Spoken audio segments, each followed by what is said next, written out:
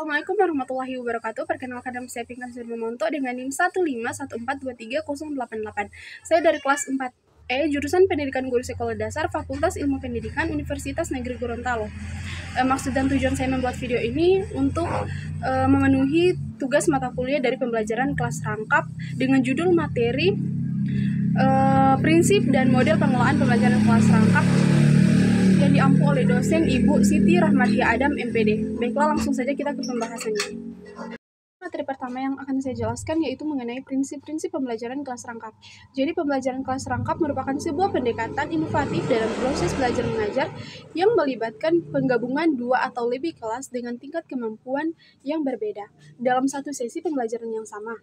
Menurut Hidayat 2018, pembelajaran ini memungkinkan seorang guru untuk mengajar di dalam satu ruang kelas atau lebih secara bersamaan, sambil menghadapi dua lebih tingkat kelas yang berbeda. Sedangkan menurut konteks Masawet 2015 menjelaskan bahwa pembelajaran kelas rangkap menuntut guru untuk mengelola dan mengajarkan materi kepada siswa dari 2 atau 3 tingkatan kelas yang berbeda dalam satu kelas dengan satu guru yang bertanggung jawab untuk memberikan pengajaran selama periode waktu tertentu. Nah, prinsip khusus pembelajaran kelas rangkap sendiri ada beberapa di antaranya, yaitu yang pertama, pembelajaran secara bersamaan, di mana prinsip ini memiliki makna guru menghadapi 2 atau 3 kelas pada waktu yang bersamaan. Meskipun dengan mata pelajaran yang berbeda, namun tetap bermakna bagi siswa. Pembelajaran tetap sesuai dengan tuntutan kurikulum 2013, RPP, dan juga kebutuhan siswa. Terus yang kedua ini ada penggunaan waktu secara efisien. Selama pembelajaran kelas rangkap atau multi-grade teaching berlangsung, guru harus terampil mengelola kelas dalam hal mengelola waktu pembelajaran sehingga harus menggunakan waktu secara efisien dalam pembentukan kelompok atau pindah kelas. Karena semakin banyak waktu pembelajaran yang terbuang, maka kualitas pembelajaran itu akan semakin menurun. Terus yang ketiga ada penggunaan kontak psikologi. Nah, dalam pembelajaran kelas rangkap, guru harus berusaha untuk mendapat perhatian siswa. Agar mampu menarik perhatian siswa, maka guru harus melakukan tindakan instruksional dan tindakan pengelolaan. Tindakan instruksional sendiri adalah dilakukan dengan penyampaian isi pembelajaran, tujuan pembelajaran, metode pembelajaran, sampai pada evaluasi pembelajaran yang akan dilakukan. Sedangkan tindakan pengelolaan sendiri yaitu dilakukan dengan menciptakan kondisi kelas yang optimal dengan cara guru menunjukkan sikap peka terhadap siswa.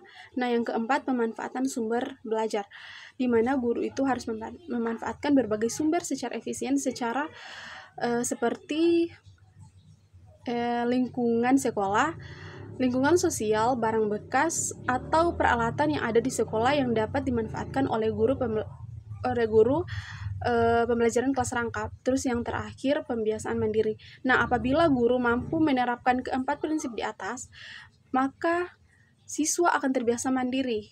Kemampuan siswa untuk belajar mandiri akan memungkinkan guru pembelajaran kelas rangkap mampu mengelola pembelajaran secara lebih baik, sehingga kadar waktu keaktifan akademik atau WKA menjadi semakin tinggi. Terus pembahasan yang kedua yaitu faktor penyebab penggunaan pembelajaran kelas rangkap. Nah, yang pertama ada faktor psikologi, di mana kajian psikologi pendidikan terdapat konsep perbedaan individu atau individu difference yang merupakan suatu konsep yang meyakini setiap siswa memiliki karakteristik yang unik berbeda antara satu dan siswa lainnya. Perbedaan siswa terjadi karena perilaku dan lain-lain.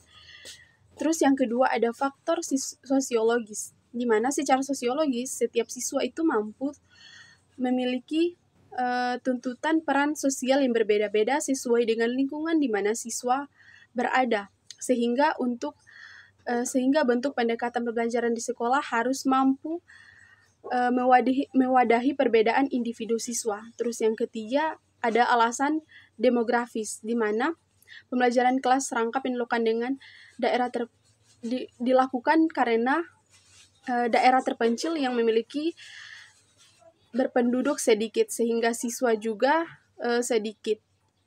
Jadi guru yang melayani seluruh siswa kelas 1 sampai kelas 6 juga biasanya sedikit. Terus materi yang ketiga yaitu model pengelolaan pembelajaran kelas rangkap.